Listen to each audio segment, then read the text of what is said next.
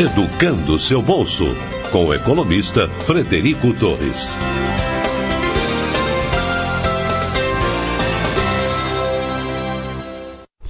Olá, seja bem-vindo a mais um episódio do nosso podcast. Hoje a gente vai falar sobre financiamentos na planta. É isso aí. Quem está em busca do imóvel próprio, né, que nunca se deparou com essa possibilidade de comprar um imóvel ainda em lançamento, ainda no papel ou em construção, essa é uma possibilidade que é bastante comum, bastante frequente.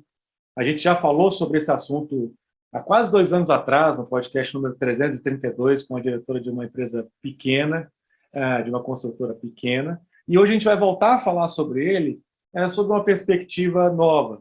A gente trouxe para isso o diretor de crédito imobiliário da MRV, o Edmil Adib Antônio. O Edmil vai poder explicar para a gente como funciona, né, trazer exemplos de para quem serve, para quem não serve, principais problemas que acontecem, por exemplo, se você entrar desinformado nessa opção. Eu imagino que vai ser um bate-papo interessante, bastante útil para quem está nesse mercado, querendo analisar, né, a possibilidade de comprar um imóvel na planta, compará-lo com outras opções. Edmil, muito obrigado, prazer ter você aqui conosco. Muito obrigado. Peço que você apresente para o nosso público melhor do que eu fiz, por gentileza. Muito obrigado mesmo pelo convite. Queria cumprimentar todas as pessoas que nos ouvem, né, todas as pessoas que estão assistindo a esse podcast, me colocar à inteira disposição. Eu venho de banco, eu tenho uma formação, trabalhei em alguns lugares, depois fui para a Caixa Federal, trabalhei 35 anos na Caixa Federal, na área de financiamento, agência e etc. E depois passei para a iniciativa privada, hoje estou na MRV, eu sou diretor de crédito imobiliário e relacionamento institucional da MRV, já há 11 anos. E estou à inteira disposição de vocês para o bate-papo. Muito obrigado mesmo, mais uma vez, pelo convite. Muito obrigado a todos que nos ouvem aí. É um prazer. Que ótimo, uma baita experiência. 35 anos de Caixa, mais anos de MRV, puxa, ao dispor dos nossos ouvintes é uma honra, realmente. Começa explicando para a gente, Edmil, o que é o financiamento na planta, na construção. Dá uma panorâmica para a gente do que a gente está falando, por favor. Perfeito. Quando você compra um imóvel pronto, né, exemplo, você está vendendo a sua casa e eu vou comprar essa casa de você, nós estamos falando de um financiamento de imóvel pronto, certo? A casa já existe, ela está inteira construída, e eu vou adquirir essa casa, compro, amanhã eu passo a morar na casa e etc. O imóvel na planta é aquele considerado durante a fase de construção, desde o zero da construção, o início da construção, até a sua legalização. Tenha ele 0, 10%, 50% de construção, 80% de construção, ele ainda está na planta. Okay? Ótimo. O que é mais comum? Qual é a maneira mais comum do cliente tomar contato com esse imóvel em construção, de ser ofertado ao cliente o imóvel ainda em construção, seja num projeto, num estande de vendas, num imóvel que mal saiu do chão, ou mesmo durante a construção? Isso. Esse imóvel, você tem um momento de lançamento dele, que é quando você tem uma documentação em ordem, né? Para isso, a lei exige que você tenha, eu estou dizendo imóvel na planta feito por construtoras, por incorporadoras, né? Porque se você estiver fazendo lá o seu imóvel, só você fazendo a sua casa no seu terreno é um outro processo, tá certo? Então, vamos falar daquele onde existe uma figura que é conhecida como incorporador, que é a pessoa que é responsável pela construção, por construir o imóvel inteiro e te entregar o imóvel pronto, inclusive vender o imóvel, né? Então, o que acontece? Esse imóvel, ele é ofertado pela construtora desde o momento do lançamento dele até que se esgotem as unidades, podendo esgotar tanto durante a fase de construção, quanto podem sobrar unidades remanescentes que são vendidas após a construção, só que aí são vendidas como prontas, unidades prontas. Mas é o mesmo construtor, é o mesmo vendedor que está vendendo aquele imóvel. Você não pode vender um imóvel na planta se não estiver devidamente registrado com registro de incorporação. A lei não permite. Então, eu não posso simplesmente dizer, vou construir aqui 10 apartamentos, vender na planta, sem que eu faça uma incorporação antes no cartório e legalize isso. Por quê? Porque se você, Frederico, for comprar um apartamento e for lá no cartório e pedir uma cópia da matrícula, você tem lá perfeitamente o que é que eu estou fazendo aqui nessa obra. Então, você terá no documento, olha, aqui vai construir 10 apartamentos com tantos metros, tantas vagas de garagem, quer dizer, está tudo desenhado nesse documento que a lei exige. Muito bem. Uma vez registrado o documento, que se chama registro de incorporação, uma vez registrado esse registro, né, uma vez registrada essa incorporação, você então pode lançar e vender. Aí o incorporador, o vendedor, ele lança isso, o que a gente chama de lançar é colocar à venda, né?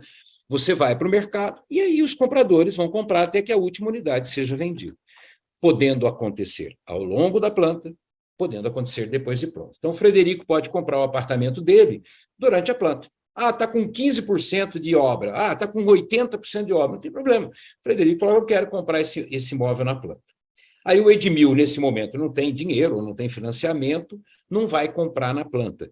Ele, lá na frente, terminou, ainda sobrou, né, ou sobraram 2, 3 unidades, o Edmil vai lá e compra uma delas. Perfeito? E compra, só que aí compra um apartamento, pronto. E o Frederico comprou na planta. Então, isso tem diferença para o financiamento e tem diferença para o comportamento do incorporador frente a quem compra. Não, perfeito. Então, vamos falar dessas diferenças. Eu acho que gostei dessa comparação que você fez aí, né, de quem entrou ali, seja no lançamento, com 15% de obra pronta, versus quem deixou para entrar no final, com tudo acabado, e já comprou o imóvel prontinho. Que diferenças você destacaria, assim, a princípio? Olha, ela tem diferenças do ponto de vista do financiamento, ela tem diferença do ponto de vista do que você está adquirindo, e claro que tem diferença de preço, porque quando você compra um imóvel na planta, a tendência é que você pague mais barato do que um imóvel pronto, justamente porque, né, quem está empreendendo tem essa busca de vender mais rápido para incentivar a construção e, por consequência, ele coloca um preço que a gente verifica no mercado, que todo imóvel, depois de pronto, ele passa a ter um valor maior do que aquele que ele tinha na planta.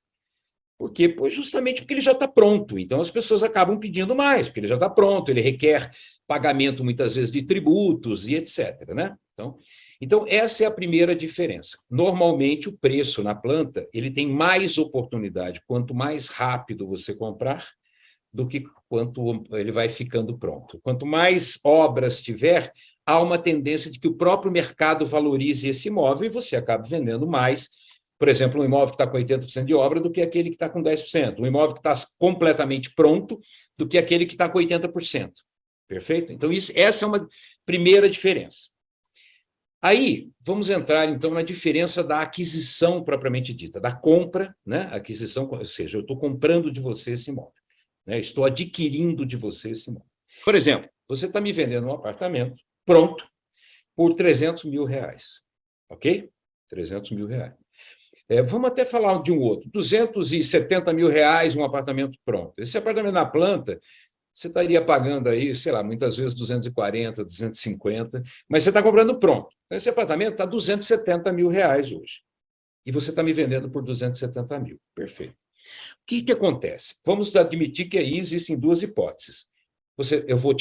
Desculpa, eu estou comprando de você, você está me vendendo por 270, o Edmil tem 270 mil na conta, tá certo? E vai comprar direto do Frederico. Olha, Frederico, tá ok, bacana, eu concordo em pagar os 270 mil. Então, o Frederico vai ter que procurar alguma forma de financiar os 216, porque ele não tem. Então, ele vai procurar algum banco para financiar. O que o banco vai exigir? Vai exigir documentação. E isso é igual para o SBPE ou para o FGTS. Vai exigir os documentos de renda do Frederico, água. Com isso, ele vai fazendo a comprovação de sua renda para o banco. O banco faz toda essa análise e diz, olha, Edmil, você não vai poder financiar 216 mil reais. Né? Você não pode financiar, sua renda não dá. O que o Edmil vai ter? Olha, sua renda dá no máximo 200 mil. O que o Edmil vai ter que fazer?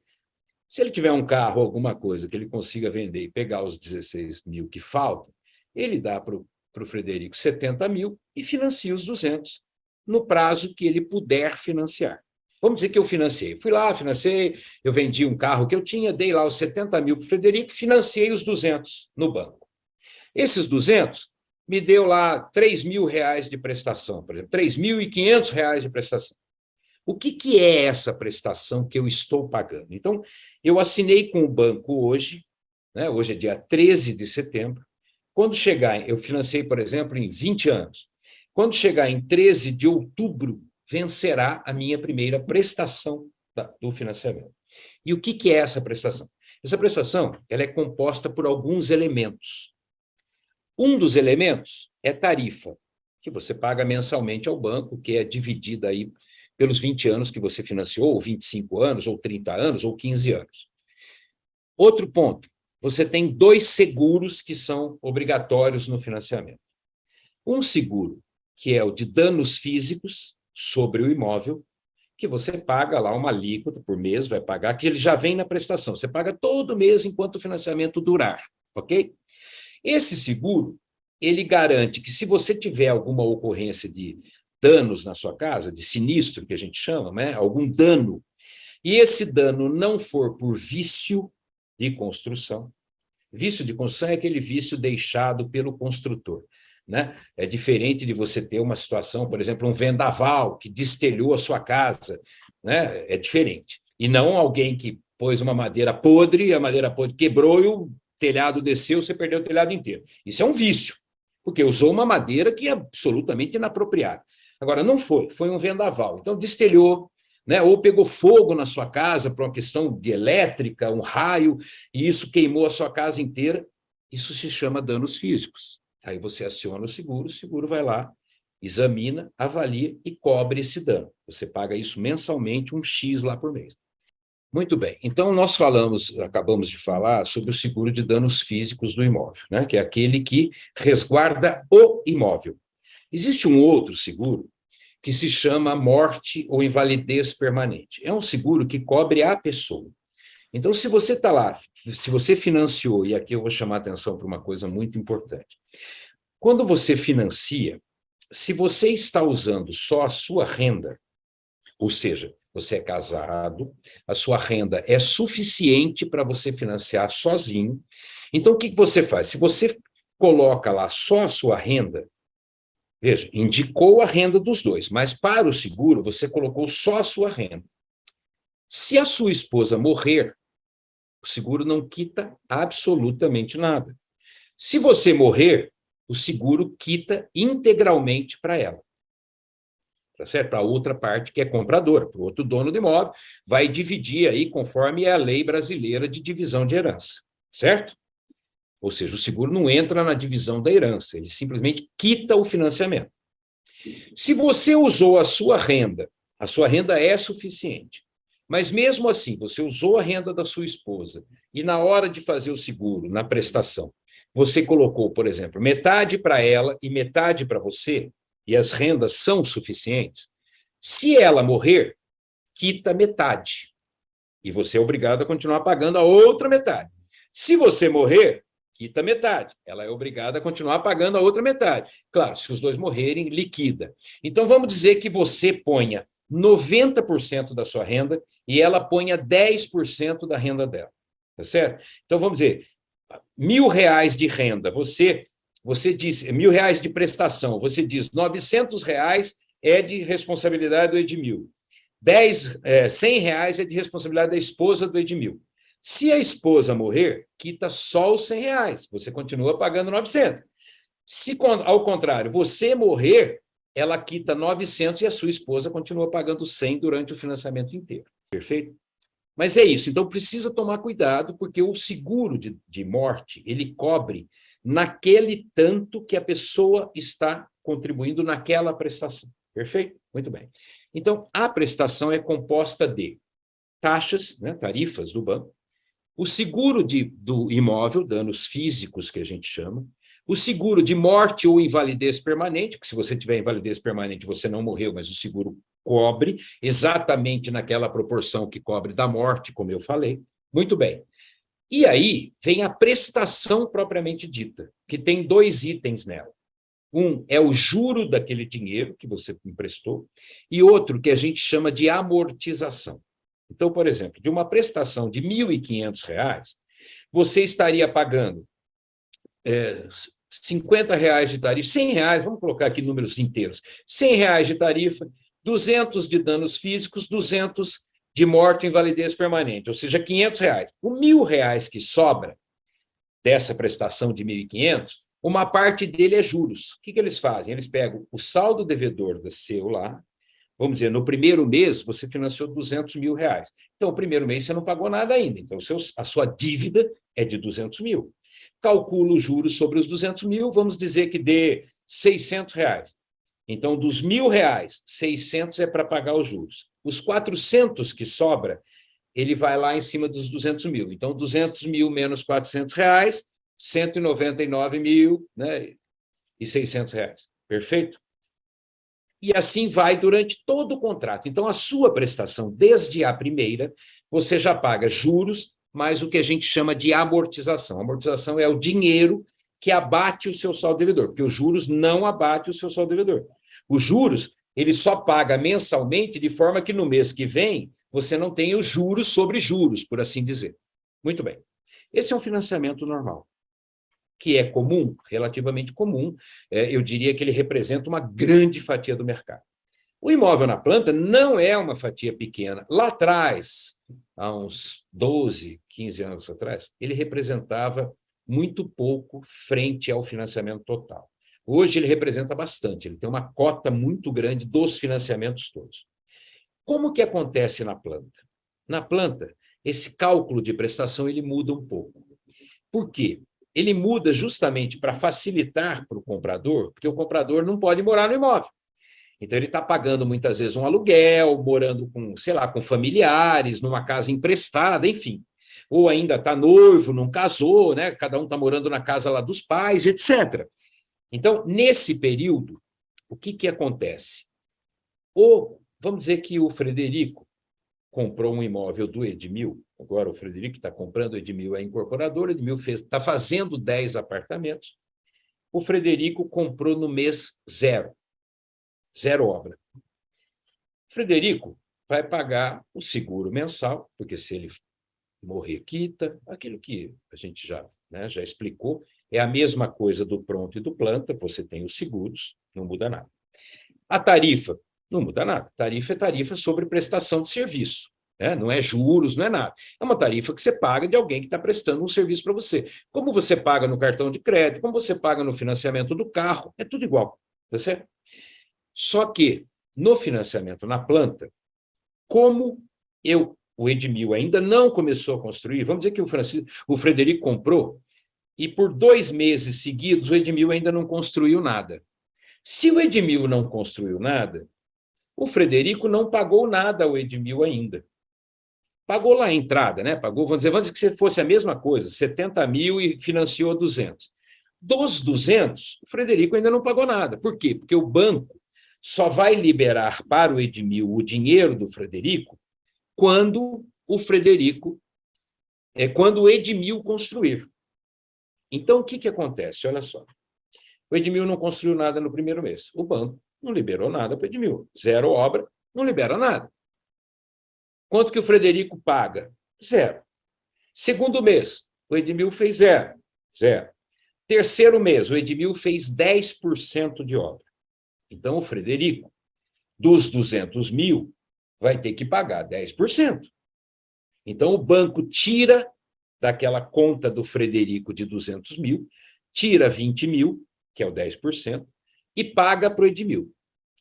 No mês seguinte, o Frederico vinha pagando a prestação de juros, amortização e tarifa. Só que agora já teve 20 mil que o banco já emprestou para o Frederico, porque o banco emprestou 20 e pagou para o Edmil os 20. Perfeito? Porque o Edmil fez 10% de obra, o Frederico tem que pagar os 10%. Só que não é o Frederico quem está pagando, porque o banco está financiando para o Frederico. Então, o imóvel está lá garantido para o banco. Só que o banco não paga o Edmil se ele não executar. Aí ele vai lá, pega os 20 mil, passa para o Edmil. Passou para o Edmil, o Frederico passou a dever 20 mil reais. Então, no mês seguinte, o Frederico vai pagar juros dos 20 mil reais, não dos 200. Só vai pagar dos 20. No segundo mês, o Edmil fez mais 10%, vai liberar mais 20. No mês seguinte, o Frederico vai pagar juros de R$40 mil, 20 do primeiro mês, mais 20 do segundo. Perfeito? Só que, em compensação, o apartamento do Frederico já está com 20% feito. Está lá, se o Frederico for lá olhar, ele está com 20% feito. Não propriamente o apartamento do Frederico, né? O prédio está com 20% feito, porque o prédio você não faz o último se não fizer o primeiro. Mas eles liberam e o Edmil está obrigado a fazer o prédio inteiro, porque o banco tem guardado com ele o dinheiro suficiente para construir o prédio inteiro. Então, se o Edmil, na metade, falir, aquele preocupação das certidões que eu falei, o comprador não precisa nem se preocupar, porque quem vê as certidões, o banco vê. O banco não dá financiamento para o Edmil se as certidões deles não estiverem ok. Então, o Frederico, quando comprou do Edmil, já está protegido por aquele processo que o banco analisou inteiro. O banco analisou a empresa do Edmil, o terreno, as licenças ambientais, a segurança, o projeto. Quer dizer, o banco já analisou inteiro, substituindo o Frederico, dando proteção ao Frederico. Tanto é que ele não paga dinheiro para o Frederico total e nem paga para o Edmil total. Ele só paga aquilo que o Edmil executar. Porque se o Edmil parar de executar, todo o dinheiro para terminar a obra do Frederico está lá guardado no banco. Aí o banco aciona uma seguradora, que o Edmil é obrigado a pagar alguns seguros, que não é o seguro da pessoa física, é o seguro da construção. Ele aciona a seguradora vem, põe outra consultora no lugar, pega aquele dinheiro que está guardado lá e paga a consultora, e a consultora termina e o Frederico está garantido, e vai receber o imóvel inteiro. Então, é diferente. Só que o Frederico, nessa fase, não paga amortização do dinheiro. Ele só paga juros. E por que ele só paga? Ele paga juros de forma que, quando terminar a construção dele, quando chegar no 100%, é como se ele estivesse iniciando os R$200 mil de financiamento. Ou seja, quando terminar a obra inteira, que o Edmil terminar, tirar lá o habite, conforme eu falei, essa obra, esse apartamento se tornar um apartamento pronto, que ele vai entregar a chave para o Frederico, aí o Frederico vai passar a ter o IPTU desse imóvel, vai passar a ter o condomínio desse imóvel para pagar, se for um apartamento, tá certo? Só que o Frederico já é dono desse imóvel desde lá de trás, quando ele assinou com o banco. Porque aquele contrato que ele assina com o banco não é um contrato, é uma escritura pública. Na lei, a gente chama contrato particular com força de escritura pública, porque a lei determina. Então, aquilo é uma escritura pública. Quando ele comprou, a construtora é quem leva aquilo para registrar, justamente para garantir para o Frederico que aquele imóvel já é dele. Então, não é o Frederico que vai levar, é o Frederico que vai pagar, mas porque quem paga é o comprador. Mas a consultora já leva, ela leva para registro. Porque se ela não levar para registro, o banco não libera nenhum dinheiro para ela. Então, veja, o Frederico está garantido. Por quê? Porque não há pagamento, enquanto não registrar. E quando registrar, o Frederico já é dono. E aí não tem mais como tirar do Frederico. Por quê? Porque tudo já foi visto, tudo já foi protegido. E aí o Frederico vai pagando juros, vai pagando só o juro do dinheiro, mais a tarifa, mais o seguro, vai pagando, pagando. Aí, vamos dizer, o Edmil já construiu 80% de obra. O Frederico já pagou 80% do Edmil, porque o banco foi lá, pegou 80% do dinheiro do Frederico e pagou o Edmil, porque tem 80% de obra. Perfeito? E o Frederico vai pagar juros sobre 80% do valor, que nesse caso seria R$160 mil, mas não sobre os 200. Aí, quando terminar a obra, o banco, ok, bacana, libera o último dinheiro para o Edmil. No mês seguinte, o Frederico já vai começar a pagar aquela prestação que eu falei, igual ao imóvel pronto.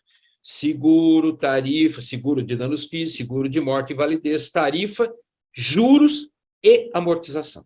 E aí o financiamento dele desenrola ao longo do prazo que ele financiou, 20 anos, 30 anos. Perfeito. Excelente, super detalhada a explicação. Não sei se está clara, né? Não, muito, muito. Deixa eu... Bom, vamos confirmar aqui, né, se não me escapou alguma coisa importante. Acho que as principais mensagens, né, da especificidade do financiamento durante a construção, do financiamento na planta, do relacionamento da construtora com o banco, ou seja, o cliente, o comprador do imóvel, ele está assinando um contrato, se eu posso dizer, intermediado pela construtora, mas praticamente, né, com o banco, né? que, por sua vez, vai fazendo o que a gente chama de repasse financeiro de acordo com a evolução da obra, né? Então, como você falou, Exatamente. a obra vai subindo, o banco vai ressarcindo a construtora, né, do que já foi ali aplicado por ela de recursos na construção, e isso, por sua vez, pelo que eu entendi, né, me corrija se eu estiver errado, passa a gerar para o cliente final, o comprador do imóvel, uma obrigação de pagamento de juros por aquela parcela especificamente, ou seja, juros sobre, né, a parcela que o banco já desembolsou em ressarcimento à construtora por evolução de obra. Eu acho que você colocou desembolsou porque a construtora já aplicou o material na obra. Isso. Né? Você está pagando o que ela fez. Por isso que eu usei a palavra ressarcimento, né? Porque realmente já houve aquele desembolso. Aí, acho que um esclarecimento interessante que você fez é que esse ônus financeiro para o cliente final ele é mais baixo durante a obra, porque você não está pagando uma série daqueles componentes. Inteiro. Como é que é? Você não está pagando o imóvel inteiro. Sim, né? Você tá e pagando... nem está pagando amortização, então, mas está pagando juros sobre o dinheiro que você já pegou. Isso, você está pagando juros sobre um saldo devedor menor, porque ainda não é 100% do imóvel pronto, e não está pagando amortização. Então, isso é importante para o perfil do cliente interessado no financiamento na planta, porque, como você mesmo disse, é uma pessoa que ainda está pagando aluguel, por exemplo, tem custo com moradia, porque o imóvel não está pronto, ele não pode mudar para lá e economizar o aluguel dele. Tá?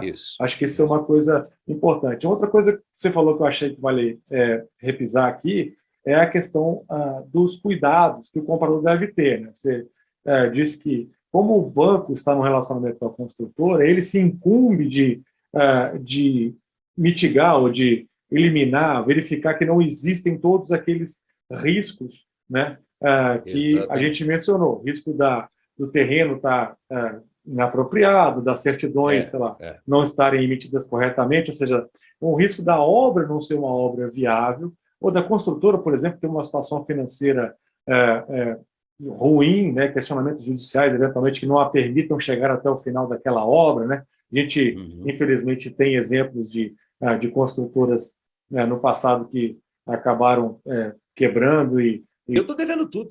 Pois é, aí que eu queria chegar. A gente recebe dúvidas aqui relativos a esses financiamentos na planta com correção pelo INCC, que me parece tem um arranjo um pouquinho diferente desse que você explicou para a gente, onde a gente assina com o banco direto, né, e vai pagando só juros, né, referentes à parcela que já foi ressarcida à construtora, né, pelo banco para repassada à construtora. Nesses casos onde você está pagando... Você não assinou com o banco, assinou só com a construtora, e isso está sendo corrigido pelo INCC. Como é que funciona, Edmilson? Você tem uma dívida, e tudo aquilo que você não quitar da dívida, ela sofre INCC. Exemplo, eu só naquele mesmo caso lá, 270 de entrada, 200 ficou por dei ser pago. 70 de entrada. Isso, dei 70 de entrada. Estou devendo 200, porque eu não tenho 200 para pagar o Frederico. Ok? Só que, por sua vez, eu também não consigo 200 de financiamento. Eu só consigo 150. Então, o que acontece? Enquanto eu paguei 70 para o Frederico. Esse não tem INCC. Eu paguei no ato, perfeito? Só que aí, sobram 200. Eu tenho que pagar 200 ainda para o Frederico. Eu vou ver minha análise de crédito no banco, o banco diz, olha, eu só dou 150. Então, o Edmil vai ter que pagar 50 para o Frederico ainda. Só que enquanto o Edmil não financiar, o que acontece? A dívida dele, os 200 mil, estão sofrendo INCC. No mês seguinte, 200 mil é 200 mil mais o INCC. Aí o Edmil vai e paga mais 20 para o Frederico. Ele vai ficar... que se for falar, vai complicar um pouco a cabeça das pessoas. Mas assim, você pega os 200 mil, põe o INCC. Vamos dizer que o INCC fosse de 10% num mês. O INCC do mês passado foi de 1%. Pronto. De 1%. Pronto, vamos pegar 1%. 200 mil. O que acontece? O Frederico, no mês seguinte, está devendo 202 mil reais. Certo? 202. Aí o Frederico pegou 20 mil. Vendeu lá a moto. Ele vem para a empresa do Edmil, dá 20 mil. Ele ainda não financiou em banco. Ele automaticamente vai ficar devendo 182 mil. Aí, vamos dizer, deu 1% de novo. 1.820. Então, ele vai para 183.200. Aí, ele pagou mais 20, ou seja, o saldo que vai ficando vai corrigindo pelo INCC. Pronto, então Até assim, que o acho que Frederico... você estabeleceu uma diferença importante, que o imóvel está em construção. Isso.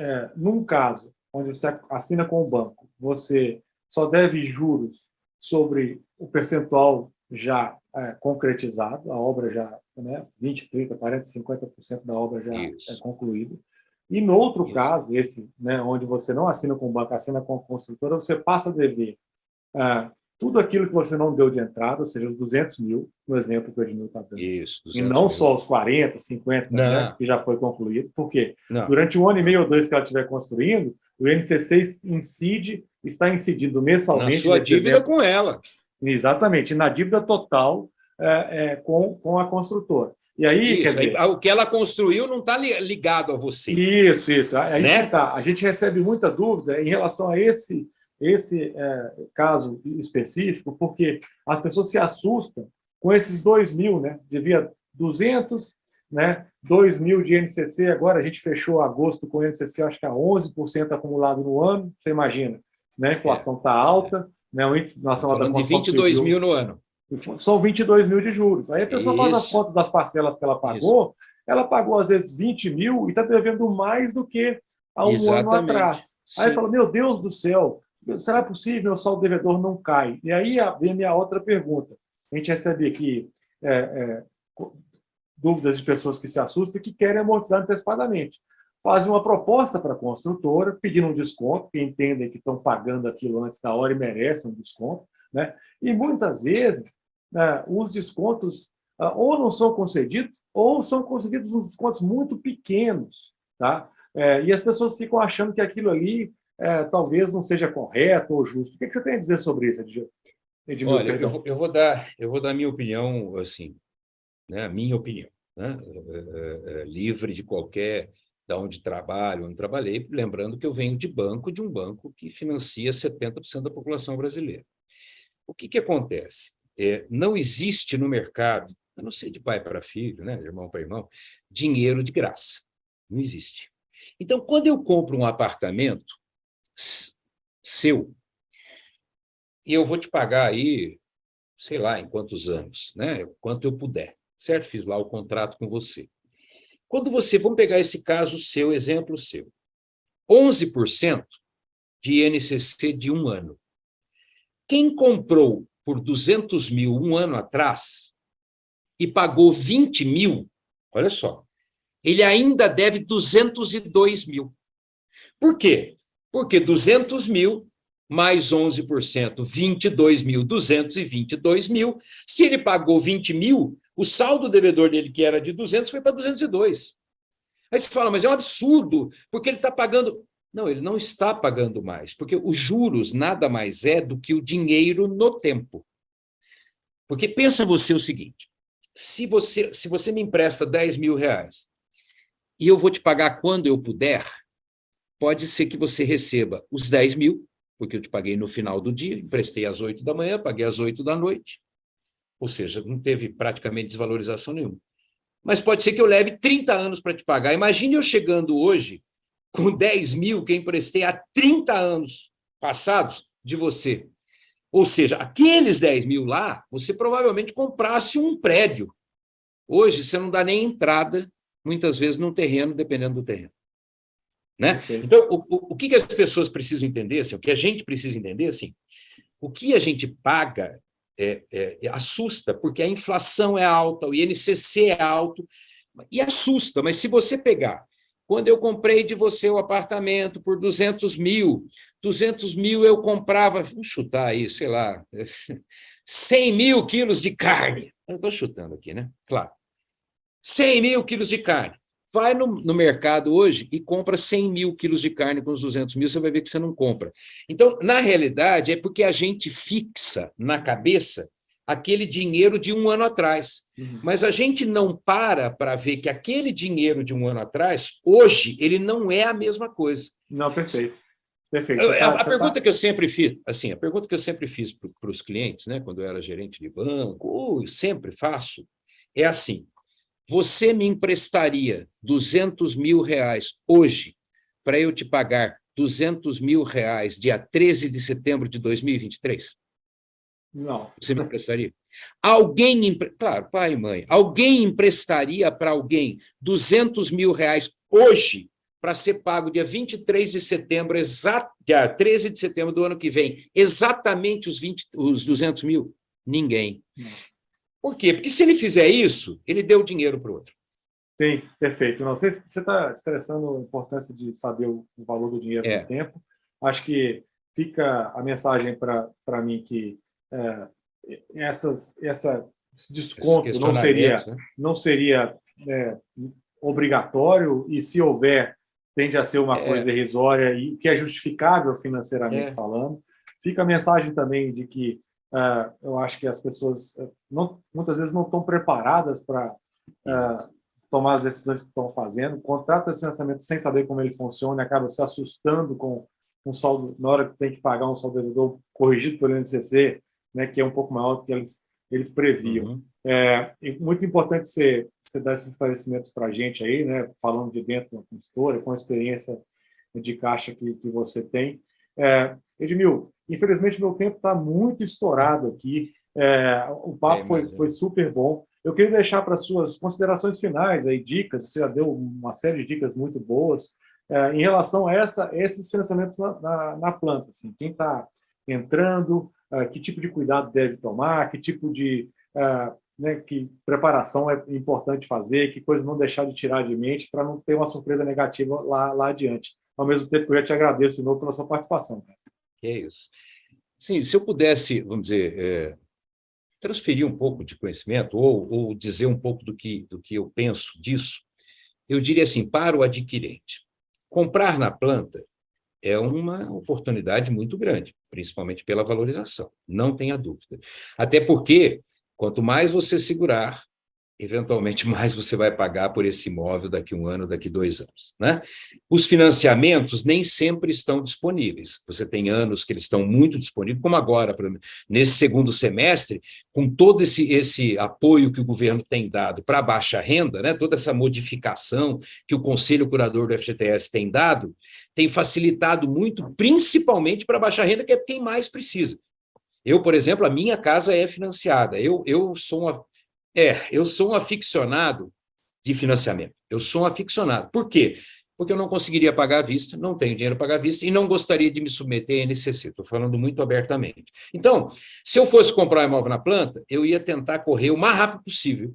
Primeiro, ver se ele está financiado mesmo em banco, né, um empreendimento, porque isso me traz segurança. É o banco que está financiando. Qual é o banco? É a Caixa Federal, é o Bradesco, é o Itaú. Ótimo, então o banco está financiando, isso me traz segurança. Me traz segurança, inclusive, da entrega do imóvel e da qualidade. Segundo ponto, eu procuraria transferir o mais rápido possível, procuraria comprar e passar o financiamento para o meu nome, né, o mais rápido possível, financiar mesmo com o banco, para estancar o INCC e ter uma dívida, como eu te falei, eu vou pagar só sobre o que foi executado.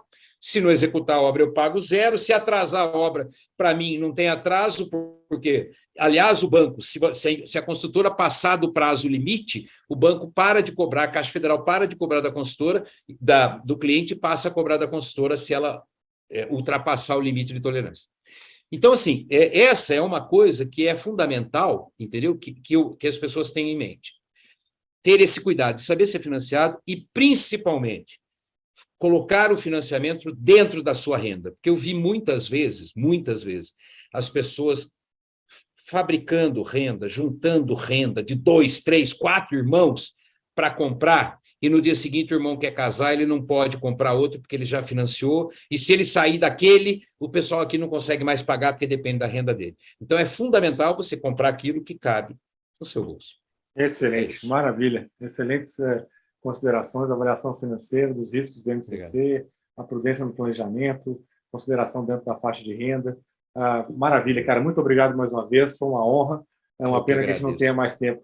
Valeu, foi um grande prazer. Eu que agradeço, queria me colocar sempre à disposição de vocês, agradeço a todo mundo que nos ouve, que nos assiste. Muito obrigado e estou à disposição. Um abraço. Obrigado. Um abraço.